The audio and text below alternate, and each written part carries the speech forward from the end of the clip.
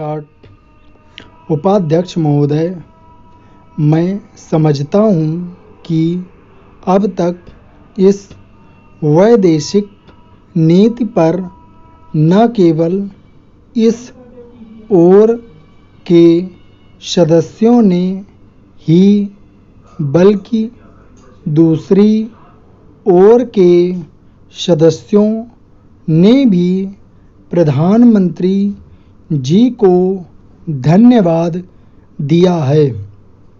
इसलिए मैं अपनी तरफ से धन्यवाद देकर उनका बोझ बढ़ाना नहीं चाहता। Para change.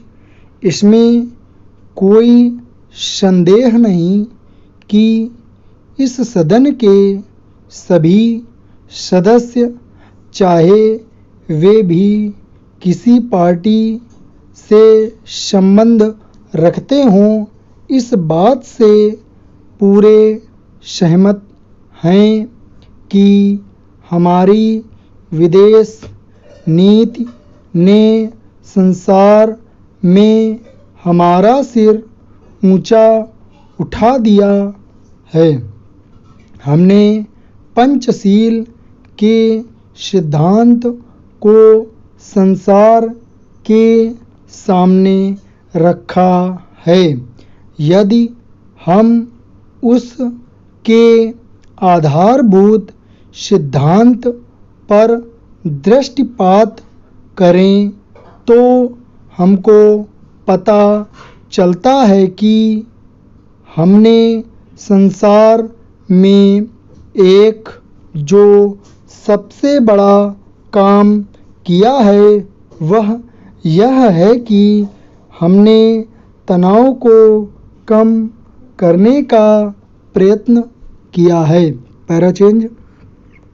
जिस समय हमने नई नई स्वतंत्रता प्राप्त की तो हमारे सामने बहुत से प्रश्न थे।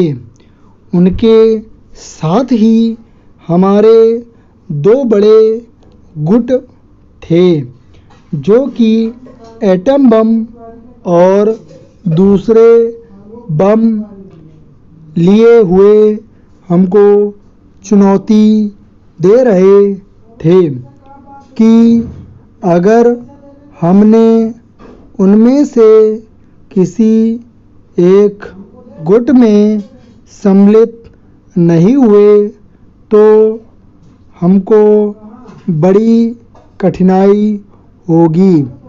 उस समय भी हमारे प्रधानमंत्री ने हमारे देश की वैदेशिक नीति को इसी स्तर पर रखा, जिसके कारण आज हम संसार में अपना सिर ऊंचा उठा सकते हैं।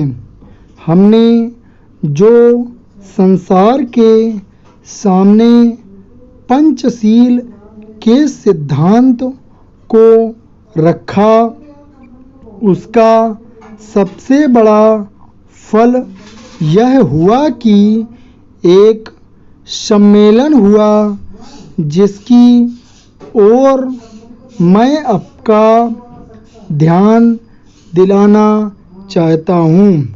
इस सम्मेलन में बड़े उत्साह के साथ संसार के 29 राष्ट्रों ने, जो कि एशिया और अफ्रीका से संबंध रखते थे, यह घोषणा की कि हम संसार में तनाव कम करना चाहते हैं और साथ ही हम यह चाहते हैं कि संसार में जो विभिन्न सामाजिक और आर्थिक नीतियां हैं वे साथ साथ चल सकें। हमारी वैदेशिक नीति में जो सबसे महत्वपूर्ण चीज़ है वह है सह अस्तित्व की भावना। उसी भावना के फलस्वरूप हम देखते हैं कि आज कोरिया का युद्ध नहीं हुआ, जो कि एक तीसरे विश्व युद्ध के रूप में परिवर्तित हो सकता है। हमारी इस नीति के कारण हमारे अमेरिकी मित्र हमसे कुछ अप्रसन्न भी हो गए, लेकिन यदि हम ऐसा न करते तो आज संसार को तीसरा युद्ध देखना पड़ता। मैं बहुत ज़्यादा समय नहीं लूँगा, थोड़ा ही लूँगा। पैराचेंज उपाध्यक्ष महोदय, मैं निवेदन कर रहा था कि जब हम कोई प्रश्न उठाएं तो यह देखें कि हम इसमें कहां से कहां तक बढ़ा सकते हैं। किसी चीज़ का मूल्य क्या हो, महंगी पड़े या सस्ती पड़े, इसको हमें विशेष नहीं देखना है। गांधी जी ने कितनी ही बार हम लोगों को यह बात समझाई कि मूल्य किसी चीज़ का रुपए पैसे में क्या है, यह कोई महत्व की बात नहीं है। आप जानते होंगे कि एक वस्तु जो कि हमारे देश में बहुत सस्ती मिलती है, वही वस्तु दूसरे देश में महंगी मिलती है।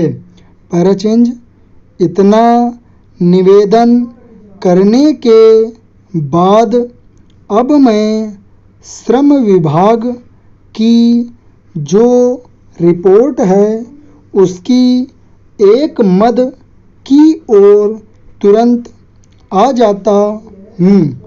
जैसा कि पहले मैंने कहा कि मैं समझता हूँ कि हमारे इस श्रम विभाग का महत्व दिन प्रतिदिन बढ़ेगा।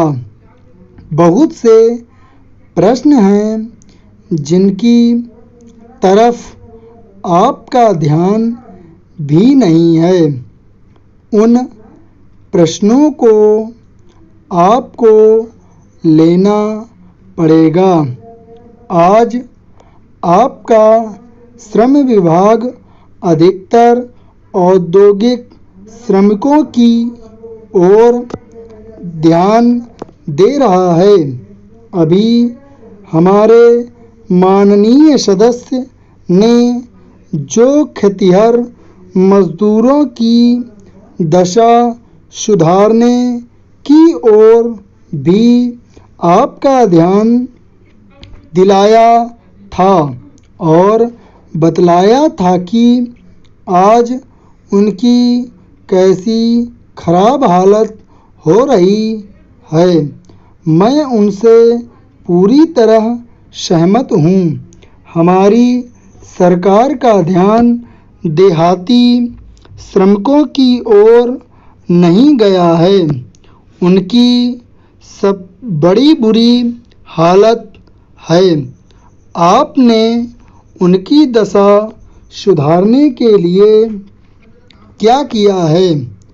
मैं पूछना चाहता हूँ कि जो लाखों और करोड़ों आदमी देहातों में बेकार बैठे हुए हैं, उनको मजदूरी और काम दिलाने के लिए आप क्या कर रहे हैं?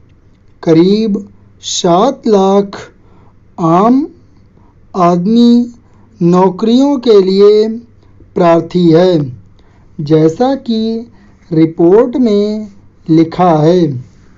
इनके अतिरिक्त कितने ही लाखों करोड़ों आदमी देहातों में बेकार बैठे हुए हैं और कितने ही आधी बेकारी की हालत में हैं और श्रम विभाग उन बेकारों और आधी बेकारी वालों की संख्या पता लगाने में असमर्थ है।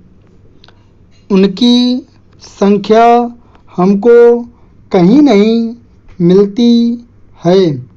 मेरा निवेदन यह है कि हमारे देश में बेकारी बहुत अधिक है।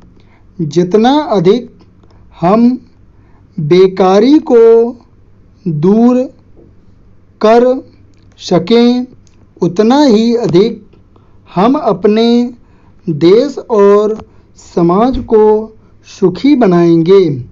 इस कार्य में आपका और आपके विभाग का दायित्व बहुत अधिक है।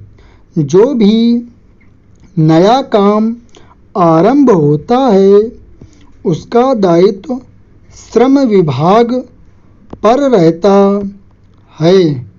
धन जनता की भलाई के लिए खर्च होना चाहिए। धन्यवाद।